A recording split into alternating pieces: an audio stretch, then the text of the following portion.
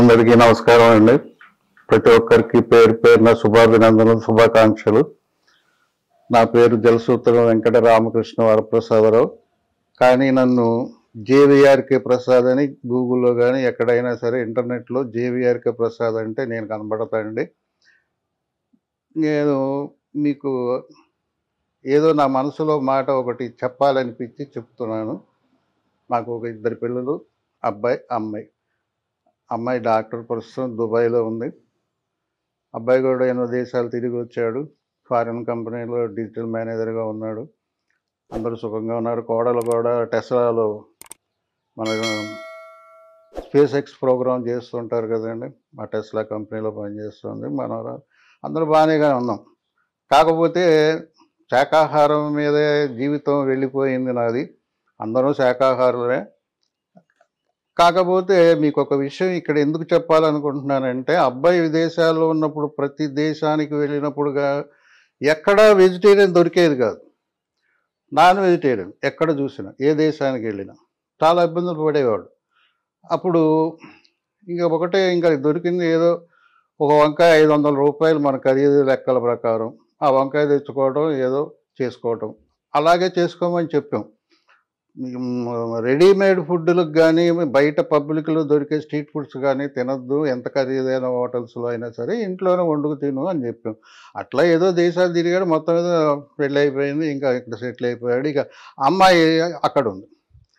దుబాయ్లో కూడా శాకాహారం దొరకటం చాలా కష్టం, వెజిటేరియన్. ఇక అమ్మాయికి ఒకటే చెప్పాం, నువ్వు ఎట్టి పరిస్థితుల్లో బయట తినద్దు. ఏ అనారోగ్యం వచ్చినా సరే మేము రాలేము, నువ్వు రావటం కష్టం. డ్యూటీలు, 12 గంటల డ్యూటీలు, ఇవన్నీ చేసుకోవాలి. ఇంట్లో వంట చేసుకోవాలి, అంట్లు తోముకోవాలి, బట్టలు ఉతుక్కోవాలి, ఇల్లు తుడుచుకోవాలి, కూరగాయలు తెచ్చుకోవాలి, సరుకులు తెచ్చుకోవాలి, అన్నీ చేసుకోవాలి. ఒంటరిగా చేసుకోవాలి, ఎవ్వరూ లేరు. అటువంటప్పుడు నువ్వు ఏమాత్రం కూడా సిక్ అయ్యావు అని అంటే అటు డ్యూటీలు చేయలేవు, ఇటు ఇంటికి రాలేవు, చాలా కష్టపడాల్సి వస్తుంది.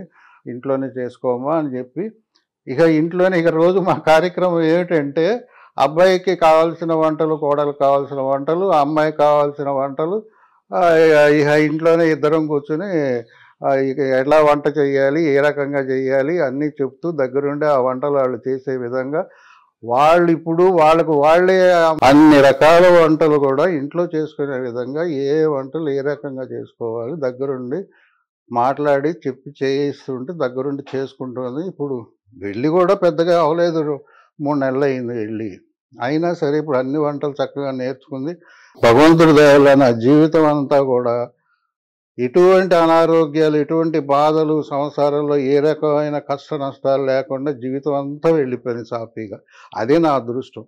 ఈ పిల్లలు కూడా చెప్పినట్టుగా వినటం, ఈ రోజుకి కూడా వంటలు చేసుకోవటం, ఇంట్లోనే ఉండటం, అనవసరం ఖర్చులు పెట్టరు, అనవసరంగా బయటకు వెళ్ళరు, ఎక్కడికి వెళ్ళరు. అందువల్ల ఇటువంటి పరిస్థితుల్లోనూ కూడా దయచేసి పిల్లలకి మాత్రం బయట తిండి తినడం, బయట తిరుగుళ్ళు, ఈ క్లబ్బులు, పబ్బులు ఇవి ఎందుకు మనకి? ఇవన్నీ 2 పూట్ల భోజనం చేసి ప్రశాంతంగా పడుకుని హాయిగా ప్రశాంతంగా నిద్రపడితే చాలు. జరగాల్సింది మనిషికి ఏంటంటే కార్యక్రమాలు శుభ్రంగా తినేది అరగటం, ప్రశాంతంగా కాలకృత్యాలు సాఫీగా జరిగిపోవటం. ఇది జరిగేది చాలా అదృష్టవంతులు. ఇంకా డాక్టర్ దగ్గరకు కూడా వెళ్ళాల్సిన అవసరం కూడా ఉండదు. పిల్లలకి మాత్రం ఎట్టి పరిస్థితుల్లో అయినా సరే ఇంట్లో చేసి పెట్టండి ఓపికగా. మీరు ఏం చేయదలుచుకుంటే అదే చేసి పెట్టండి. దానివల్లే పిల్లలకి బలం.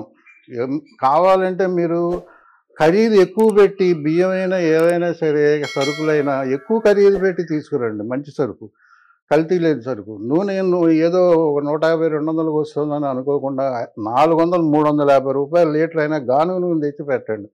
ఆరోగ్యం, బలం పిల్లలకి.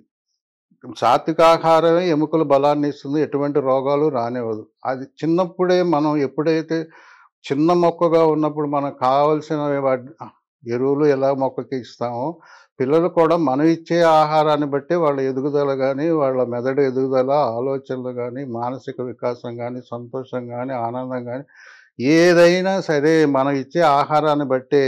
వాళ్ళకి పడే ఆహారమే పెట్టండి, పడనిది పెట్టద్దు. మనకేదో నచ్చిందని వాళ్ళకి పెట్టాలని ప్రయత్నం చేయొద్దు. వాళ్ళకి నచ్చినవి పెట్టండి. తినేవి పెట్టండి, ఇంట్లోవే పెట్టండి.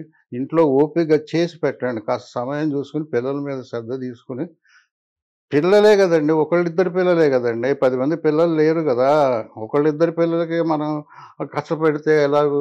దయచేసి నన్ను మాత్రం వేరే విధంగా ఆలోచించకండి. ఏదో నేను మిమ్మల్ని తప్పుగా మాట్లాడుతున్నాను అనుకోవద్దు. చక్కగా ఇంట్లోనే మీరు చేసి పెట్టండి. పిల్లలు ఎంత సంతోషంగా ఉంటారో చూడండి. బయట తిళ్ళు మానిపించండి. ఆ అనారోగ్యాలు వస్తే రోజు హాస్పిటల్ చుట్టూ తిరగలేము. ఎవరు ఖాళీలు ఓపిక లేవు. అందరూ ఉద్యోగాలు చేసేవాళ్ళే. ఇంట్లో ఉండేవాళ్ళు ఎవరు లేరు. అందులో ఒంటరి సంసారాలు, భార్యాభర్తలు ఉద్యోగాలు, పిల్లలకి అనారోగ్యం వస్తే పలకరించేవాళ్ళు ఉండరు. నా అనే మనిషి ఉండరు. బంధువులు లేరు. అన్నదమ్ములు లేరు. ఎవరు చూడరు పిల్లల్ని. అది గుర్తుపెట్టుకోవాలి మనం. ఎప్పుడు ఇంట్లో ఉండి చక్కగా చేసి పెట్టండి ఏదో ఒకటి. మీరు ఇంట్లో లేకపోయినా చేసేసి అక్కడ ఉంచండి. వాళ్ళొచ్చి తింటారు.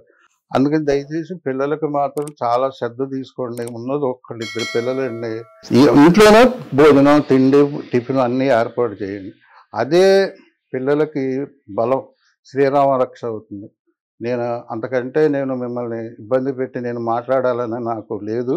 దయచేసి తప్పులుంటే క్షమించండి. మీరందరూ నన్ను మంచి మనసుతో మీరు నాలో నేను మాట్లాడిన మాటలు ఒక్క మాట మీ మనసుకి హత్తుకున్న నేను ధన్యుడినవుతాను. నా జీవితం ధన్యమవుతుంది. మీ అందరికీ నమస్కరిస్తూ సెలవు తీసుకుంటున్నానండి. నమస్కారం.